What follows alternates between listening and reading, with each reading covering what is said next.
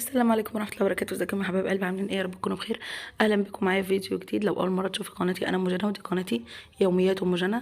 بقدم روتينات وطبخ. اشتركي في القناه وفعلي زر الجرس عشان يوصلك مني كل جديد. لو عجبك الفيديو ما تنسيش اللايك. لو متابعه جميله من متابعاتي الدايمين، ما تنسيش اللايك الجميل بتاعك والكومنت القمر اللي زيك.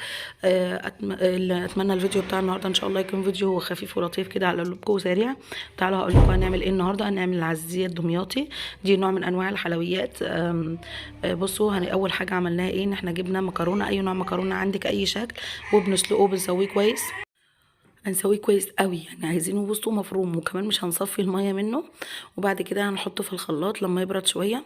وهنحط معاه نص كميه اللبن اللي معانا. انا عامله كميه كبيره شويه.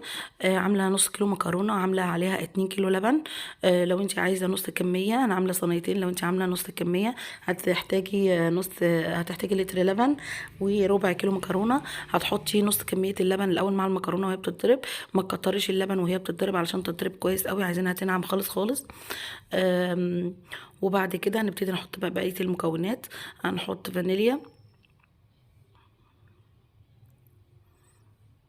عشان تدي طبعا ريحه حلوه. عندك فانيليا اكياس، عندك فانيليا سايبه، اي حاجه، هي حاجه تدي ريحه حلوه وتدي ريحه الحلويات يعني. بعد كده هنحط النشا. ليه سيبنا شويه من اللبن علشان نقلبهم في النشا بعد كده.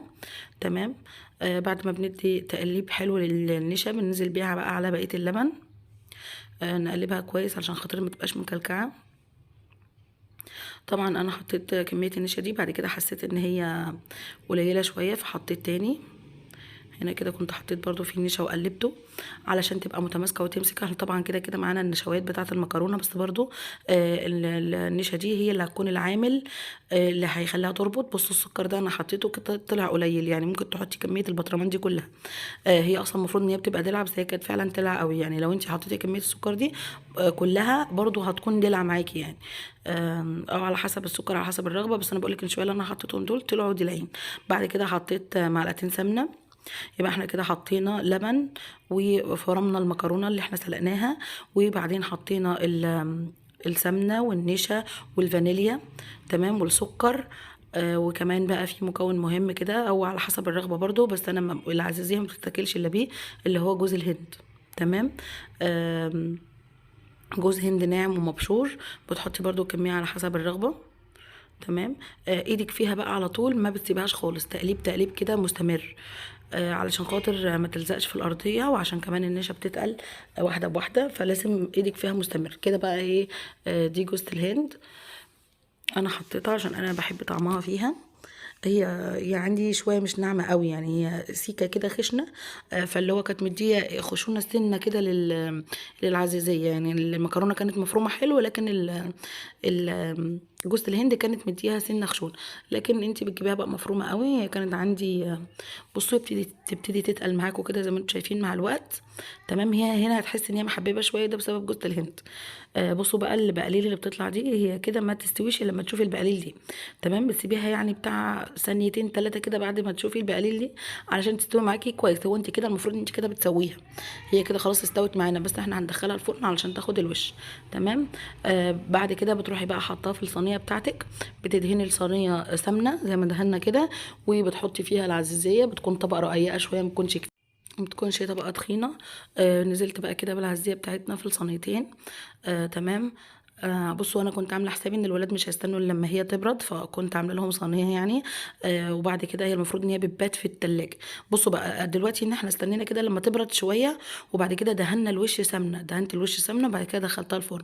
ممكن تدهنيه عسل جلوكوز. بيخلي الوش لونه احمر شويه كده. بقى هي طلعت من الفرن زي ما انتم شايفين بالجمال والحلاوه دي.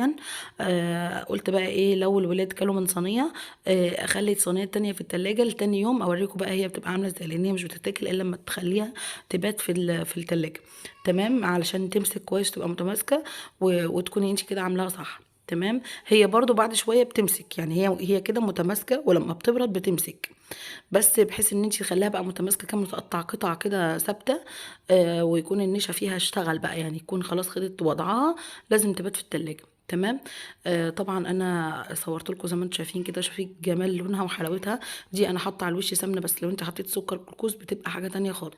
بصوا قد ايه طريه وجميله وبرده متماسكه، يعني مش مثلا حطيت ايدي غرز، لا هي متماسكه فعلا، انه هي لسه طالعه كده، هي لسه طالعه. طبعا بقى اصور لكم فيديو اللي هو تاني يوم بقى، انا صورتها لكم، يعني انا مثلا عملتها امبارح، صورتها لكم النهارده.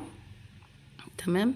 علشان خاطر اكمل لكم بقى شكلها النهائي بعد ما طلعت من الايه، من ال من التلاجة.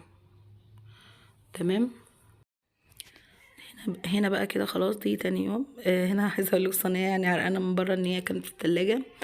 ابتديت بقى ان احنا ايه هنقطعها مع بعضنا كده نشوف النتيجه بتاعتها. عايزه اقول لك والله العظيم يا جماعه شكلها اصلا من بره بس كده تحفه. طعمها كان جامد جدا، بس انا عشان المصداقيه، عشان ما اضحكش عليكم، شويه السكر اللي انا حطيتهم دول كانوا قليلين جدا، بالذات على الكميه اللي انا عاملاها. لو عايزه تعمليها بقى ايه احلى من كده شويه، هي المفروض اصلا العزيه بتبقى دلع. بس علشان تكون ايه يعني طعمها كويس كده زي ما بنجيبها من المحلات، زودي شويه سكر كمان. تمام. ما تنسيش اهم حاجه لو عجبك الفيديو تحطي لي اللايك الجميل بتاعك وكومنت قمر زيك، دعوه كده حلوه في كومنت. ولو مش مشتركه في القناه اشتركي وفعلي زر الجرس عشان يوصلك اشعار بكل فيديو جديد بنزله. طبعا زي ما انتم شايفين بقى قد ايه متماسكه، انا لما بشيل القطعه كده لقيتها متماسكه وجميله. زي ما انتم شايفين. النشا طبعا يا جماعه، النشا هي العامل الاساسي في الموضوع ده. والعزيزيه ما هي الا المكرونه، ممكن تعمليها بشعريه، بدلي المكرونه بشعريه. بصوا زي ما انتم شايفين قد ايه، بصوا هي متماسكه اهي، تروح وتيجي معايا ما بتقطعش ولا بيجرى لها حاجه. حتى دقتها وانا موجوده معاكم، هي جميله، الولاد شكروا فيها. بصوا بقى احنا عملنا ايه عشان نداوي حته السكر القليل ده، كنا بنحط عليها عسل ابيض خفيف كده. اتصرفنا يعني. ما تنسيش بقى لو عجبك الفيديو لايك، واشوفكم ان شاء الله في فيديو جديد على خير. مع السلامه. اتمنى يعجبكم. باي باي.